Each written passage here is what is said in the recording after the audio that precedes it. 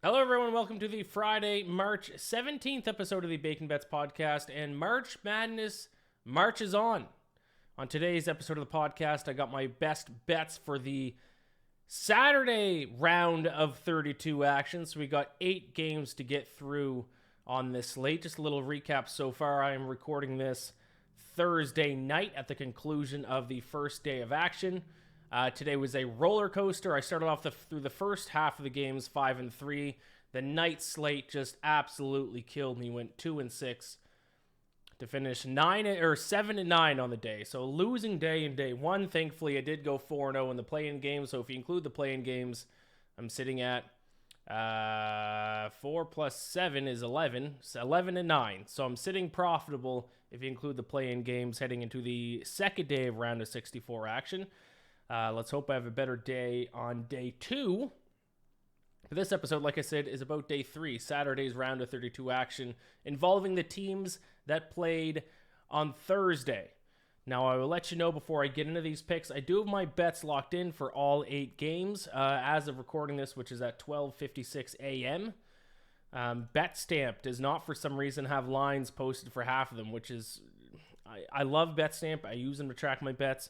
My one criticism of BetStamp is they don't always post the lines. I mean, these lines are available at all sports books, but yet for some reason, it still doesn't have the winner of 4 of the games. So for 4 picks, I have 4 picks that are locked in on BetStamp. The other 4 I've bet, but I have to go based off what I end up being able to lock into BetStamp because that's how I verify my record. So I'll tell you what I bet, but then in terms of my record, it's going to end up going off whatever I lock into BetStamp, but it'll be the same side, it'll be the same total or whatever it is I end up betting. It just might be at a different number for better or for worse. That's what I have to go with for my official record. So wanted to get that out of the way. I was just going to wait till the morning to lock them in and record, but I've hit a second win. I think it's better for me. It's 1 a.m. It's better for me to just record this instead of waking up in 6 hours or 5 hours and trying to do it. I'm miserable in the mornings. If you can't tell, the morning episodes, I'm not exactly at my peak. So let's get into it. I do have 4 of the bets tracked on BetStamp. The other 4 will be tracked. All 8 have been locked in terms of the money I've actually put down. I have my notes for all of them, so why don't we start and jump right into it here. Believe I'm going to go through these in chronological order. If I have 1 or 2 not in the right order, I apologize, but I think I have them in chronological order for Saturday. Starting off with Furman and San Diego State, and I will take Furman plus 5.5 in this one. You can't tell me Furman should be the same size of an underdog against San Diego State than they were against Virginia. Virginia, I think, a much better team than San Diego State. Fade the Mountain West. San Diego State should feel very lucky that they played a Charleston team that I don't think that was a good game by Charleston. I think Charleston played a B- game. And when you're a Charleston, even if you play against San Diego State, you got to do better than B- to beat them. But we've seen the Mountain West, the trend has for the most part continued. Nevada got their asses kicked in the play-in games. Utah State lost to Missouri in a game that was kind of close, but ended up not really close. Boise State couldn't hit the ocean from a boat against Northwestern. And the only one that won out of the 4 Mountain West teams was San Diego State. And like I said, yeah, they were the better team, but not by much in that game. So I will take the 5.5 points with Furman. What are they, a 13 seed? San Diego State, once again, can't shoot the ball. 206th in effective field goal percentage. Furman is 11th. Furman proved that they can hang with the big dogs. Obviously, they did kind of need Virginia to screw it up at the end of the game, but they were with Virginia from start to finish in that game. The Mountain West just pissed their pants basically all day. The only thing that does concern me about this game, I will say, in backing Furman, is that San Diego State does rank pretty high in perimeter defense and opponent three-point field goal percentage, and Furman is a three-point shooting team. But so did Boise State, and Boise State out of the Mountain West made Northwestern look like the Golden State Warriors. So there's a very strong chance Furman looks like the Golden State Warriors against San Diego State, no matter what the defensive stats say for the Aztecs. So I'll take the 5.5 points. Furman plus 5.5 against San Diego State for the first game on Saturday. The next one, Tennessee and Duke. This is a big game. here on Saturday, and I will take Tennessee. I'll take them +3. Not going to take money line. I will take them +3, though. I think this is a big-time sell high spot on Duke. I think it's a buy low spot on Tennessee. Duke, I don't think the ACC is all that good. I don't think it's a good conference. I think Duke is not as good as if they've looked the past few weeks. Obviously, they look very impressive today against Oral Roberts, who talked about a team that couldn't hit the ocean from a boat. But they're 156th in effective field goal percentage this season, so a very average shooting team, and now they need to take on the best defensive team in the country in Tennessee. Also, Duke's rebounding advantage that they have against most teams is going to be nullified against Tennessee. Volunteers are still 4th in extra scoring chances per game, which you guys know is a stat I absolutely love. They can take advantage of Duke turning the ball over a ton. Duke's 189th in turnovers per possession. I don't believe in the ACC. I think the SEC is a stronger conference than the ACC. I'll take the 3 points. I think it's going to be close one. I think it's going to come down to the wire. Give me Tennessee +3 against the Blue Devils. This is one that was not locked in to BetStamp yet. I'll see if these lines will get posted for. I don't know why it takes so long for them to show up on BetStamp when they're already posted on sportsbooks. But if they are by the end of the episode, I'll lock them in. So I have them at +3. We'll see what I end up locking them in at on BetStamp. Arkansas, Kansas. This is one that I do have locked in. I got Arkansas +4 against Kansas. Believe it or not, statistically, and you guys know I'm married to the stats for better or for worse. Statistically, Arkansas is neck and neck with Kansas. Actually, they're very, very similar teams statistically. Let's kind of roll through these stats here. 75th and 96th in effective field goal percentage, advantage Kansas. Defensive efficiency, 31st and 43rd. That one's advantage Arkansas. Rebounding, 84th and 150th. Advantage Arkansas. Extra scoring chances per game. Arkansas, 84th at +2.1. Kansas, 98th at +1.7. Both teams shoot 2-point shots, but Arkansas is 57th and 66th in opponent 2-point field goal percentage. Slight advantage for Arkansas. Arkansas fouls a ton, but they also force the other team to commit a lot of fouls. Kansas is the opposite. They don't foul a lot, but they also don't force a lot of fouls either. Kansas is slightly better in free throw percentage by 2.7%. So you can go up and down the stats list despite Kansas being the defending champ.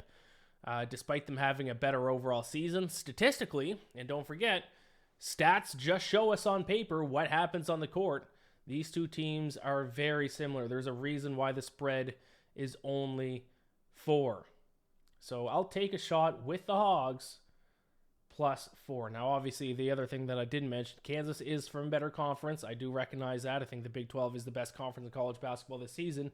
But still, I'll take the 4 points with Arkansas. Go Hogs. Let's try to keep it close, boys. Moving on, Missouri and Princeton. I will take Missouri -5.5 in this spot. This is another one that I do have locked in. The line has moved already to this one, though, to 6.5. Still like it at 6.5. I'd hesitate if it climbs to 7.5. I would hesitate. I set that around 7.5, 8. Missouri does one thing that Arizona does not do well, which cost Arizona today, and that is hang on to the basketball. Missouri, 42nd in turnovers per possession, so they don't cough it up a ton. I said it. I mean, I did bet on Princeton. I didn't take money line. It wasn't that brave, but I did bet on Princeton to cover against Arizona. And I said what's going to cost Arizona is the fact they turn the ball over a ton, and it did cost them today against Princeton. It cost them more than I thought it was going to, but it did end up costing them. Missouri does also force a ton of turnovers, 5th in the country in opponent turnovers per possession. In my opinion, these teams from small conferences struggle when they play a team from a major conference. If that team from a major conference can do 2 things: 1, shoot really well, and 2, force a ton of turnovers. And that's exactly what Missouri is. I think Missouri is kind of a team that's built to be able to beat these smaller conference teams. Now, I don't trust Missouri against some other really good teams because their defense is atrocious, bottom 100 in most areas defensively. But specifically, they force a ton of turnovers, which I think is going to be enough to get the job done, especially if they keep up their hot shooting. So I will lay the points. I will say I got the -5.5. I got the juice at -120. So it is a little bit chalkier juice. 6.5s everywhere now. That I got the last 5.5 when is at -120 at FanDuel. 6.5s everywhere now. Still like it at 6.5. Like I said, I would play it up to about 7.5. Auburn, Houston. This is one that the line has already changed. BetStamp still doesn't have it on their app, so I can't track it yet. The total opened up at 133.5. I bet the under. It's already down to 132.5. And once again, I will refresh. Oh, they do have them posted. They have everything posted now. Okay, so now they don't have the UCLA Northwestern line posted, but Auburn, Houston, I can at least lock in my number here, and there is still a 132.5 on the board, but it looks like the last one at DraftKings. So I did bet it at 133.5 for my record-keeping purposes because I defer to BetStamp as my official record. I have to go with 132.5. With my luck, the game will end at 133. The spread has wildly changed in this game already. When I looked at it, Auburn was +8. It's down to +6.5, and that's only at one or two places. It's down to 5.5 in most books. So even in the past 20 minutes, this line has moved 2.5 points. A couple of reasons why I think that is. Number one, Houston did not look good today. Number two, they're dealing with some injuries. They have two different guys that are injured. One guy's dealing with a groin. Another guy's dealing with a hamstring, I believe it is. So they got some injury issues, and this game is basically going to be a home game for Auburn. I guess it's being played somewhere in Alabama. That's 99% sure that's where Auburn is. 1% of me is afraid that's wrong. Yeah, it's in Alabama. I don't know where this game is specifically. Let's see if I can find it out here, but it's going to be basically a home game for Auburn. So home court advantage for Auburn, plus the injuries with Houston, plus the fact that Houston didn't look good today. That line has rapidly moved 2.5 points down to 5.5. I still like, and the total is continuing to move. Like I said, I think I bet it at 133.5. Right now, the best total I'm seeing is 132.5. Most places have it 131, 131.5. I don't know what to. I guess I would still take the under. 5.5, I kind of like Houston to cover, to be honest. My contrarian buy low on a team that a lot of people aren't high on screams to take Houston at -5.5. All I can tell you is what I've bet is that I took the under. If you want to take it at the current line, go ahead. I set the line at 131, 131.5 though, so we might have lost the value on it, to be honest. Let me see if I can see exactly where this game is being played. Birmingham. So it is being played in Alabama. Basically, that's crazy that they set Alabama or Auburn up so they in the second round they have home court advantage. That's wild. But to get into why I like the under here, because I don't know what to expect. I don't know what to expect with Houston's injuries. I don't know what to expect with Houston as a whole. They did not look good against Northern Kentucky. I don't know what to expect with home court advantage here with Auburn. What I can expect is Auburn plays very good defense, and so does Houston. Both teams better defensively than offensively. The two teams are 3rd and 12th in opponent effective field goal percentage this season, so both top 12 in shooting defense. Auburn, not good offensively, 223rd in effective field goal percentage. Houston has not been shooting the ball well at all lately. Heading into the tournament, their final 3 games had an effective field goal percentage of 41.3%. Not good. They turned the ball over 17 times against Northern Kentucky, which cost them. I thought at the spread when I first looked at it at 8, I thought that was around the right number. Like I said, if it's down to 5.5, even though I'm on the under, if I was betting the current line, and that's to say if there is still a 132, then I would still play the under, which as of recording this there is, but based on the rest of the numbers, I don't expect it to be available in the morning when you wake up and listen to this. If you're looking at the odds right now and the total's 131 and the spread's -5, I think I would bet Houston at -5. Take that for what it's worth. I don't trust Auburn's offense, but I'm on under 133.5 for the sake of record keeping, because I'm an honest man. 132.5 is what I tracked in BetStamp. Now let me see if I can lock in my other ones, which I haven't locked in yet. I got to lock in my Tennessee bet here at +3. So I did lock that in, which is the same number I bet it at.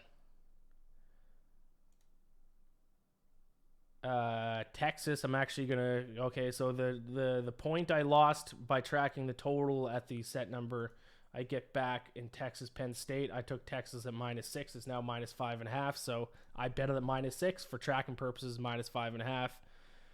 and UCLA hasn't been posted yet. I'll get to that game here in a little bit. So I'm on under 133.5 or 132.5 between Auburn and Houston. Moving on, let's talk about that Texas and Penn State game. I'm going to take Texas. Like I said, I got the -6. I just tracked it to -5.5. Penn State can shoot the lights out, but they can't play defense, and even more important than that, they can't create second-chance scoring opportunities, which I think is going to kill them against a team as talented as Texas. They are 359th in the country in offensive rebounding rate. That's 5th last. They are 361st in opponent turnovers. That's 3rd last. So if they don't have an A+ shooting game like they did tonight against Texas A&M, then they don't have anything else to rely on. They're not going to get extra chance scoring opportunities with offensive reboundings. They're not going to force a bunch of turnovers on the other team. So it's live and die by your shooting. If you have an A+ shooting game, great, because Penn State is a very good shooting team. You don't have the shooting, you don't have anything else to turn to. And I think that's going to cost them against a team like Texas that is talented, deep, athletic, no gaping holes. They aren't the best at anything, but they're like top 50, top 80 in just about everything. I think they're too well-rounded of a team. Penn State took advantage of, not only did they have a really good shooting game against Texas A&M, but Texas A&M had a terrible shooting game themselves. Texas is going to shoot way better and play way better offense than Texas A&M did. So I will take Texas -6. I will lay the points. Texas looked very good today against Colgate.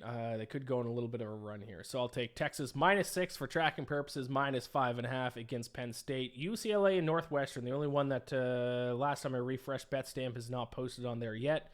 But I took UCLA -8, and I don't care what the number is on BetStamp. Take UCLA. I hate Northwestern. I think Northwestern's the biggest frauds in the tournament. They can thank their lucky stars. They played a Mountain West team in the first round in Boise State who could not hit the ocean from a boat, which is a term I've used, I think, 8 times so far on this podcast. Northwestern, 320th in effective field goal percentage. I don't care how good you are defensively. If you can't shoot, you're not going to last long in this tournament. UCLA leads the country also in my favorite stat, that's extra scoring chances per game. They looked fantastic tonight against UNC Asheville. I think they roll this Northwestern team. I don't even think it's close. I'd probably lay 10. I'd probably set the line at UCLA -10.5. I think they're that much better than Northwestern. So I don't think the line's going to get up to that. Let's see. I'll just use DraftKings for reference here since I have it open. Let's see if the line has moved since I bet it at -8. Still at -8. So it's not going to move. If it moves, it will be a little bit.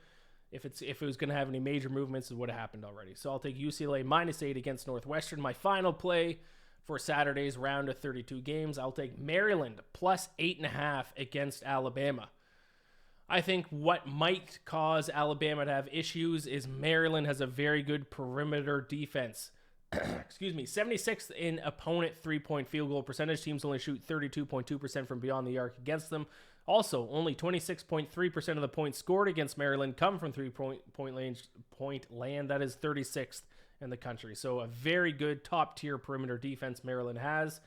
And much like Arizona, which we saw today, Alabama has turnover issues. And if you have turnover issues, I just think that's going to cost you at some point this tournament. Maybe they're not going to lose. Maybe it's not going to cost them that much. But I'm not rushing to lay 8.5 points on this Alabama team right now against Maryland. They are 237th in turnovers per possession. Also extra scoring chances per game. Maryland at +2.5. Alabama at -0.4 because of that turnover issue. So I'll take Maryland +8.5. I realized I made graphics for this episode, and if you're watching on YouTube, I didn't show them. Let's roll through them because I got to recap my picks now because that's all 8. Furman +5.5 against San Diego State. Boop, boop, boop, boop, boo. Tennessee, +3 against Duke. Go Vols. Arkansas +4 against Kansas. Boop, boop, boop, boop, boo. Missouri -5.5 against Princeton. That's at 6.5. I would play that to 7.5. Auburn, Houston. I bet it at under 133.5. I tracked it at under 132.5. And at most places, it's 131 already. Huge line movement in that Auburn-Houston game so far. Texas, Penn State. I took Texas -6. I tracked it a -5.5. One went against me between when I bet it and when I could track it. The other one went in my direction. Arkansas, Kansas. No, I already said that one. UCLA -8 against Northwestern. Bruins roll. I know Jalen Clark being out has made a lot of people think that's going to hurt UCLA, and it's not ideal, but I think they can still go on a run without him. They looked great today. One of the most impressive performances of the day. And then finally, the final game on Saturday, which is going to be a doozy. I will take Maryland +8.5 against Alabama. Now, for Friday's games, if you didn't see my tweet, there was 3 games I had to pick, which I didn't give out in the last episode of the podcast. So if you're listening to this Friday morning and you didn't see my tweet and you're curious what those are, the 3 games involving the play-in teams on Friday, I like Iowa State -4 against Pitt, Fairleigh Dickinson +23 against Purdue, and Arizona State +5.5 against TCU. There you have it. This has been the March 17th episode of the Baking Bets podcast. I'll be back with an episode Saturday morning to give out my best bets for the 8 games that we played on Sunday. Best of luck. Let's have a better day Friday than what we had today. Let's keep things rolling. Gamble or bless. I'll talk to you tomorrow.